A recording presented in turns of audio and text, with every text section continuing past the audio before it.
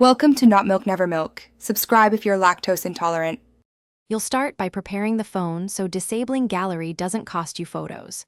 First, confirm your Samsung model and Android version. This determines menu names.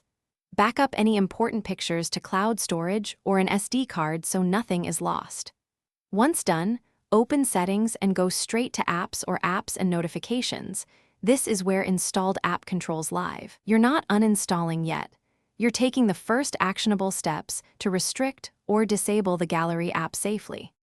Now you'll perform the central actions to stop gallery from running. Find Samsung Gallery in the apps list and tap it to open App Info. If Disable is available, tap it to prevent the app from launching. Otherwise, force stop, then clear cache and clear data to remove temporary files.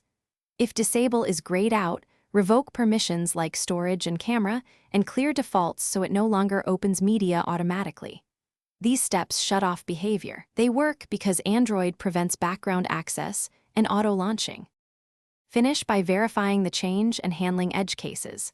Open a photo from Files or Camera. Make sure Gallery doesn't auto-open.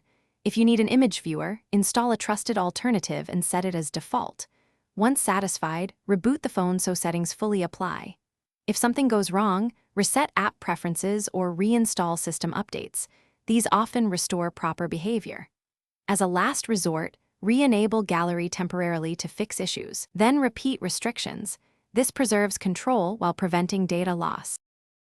Thanks for watching. If this was helpful, leave a like and consider subscribing. See you next time.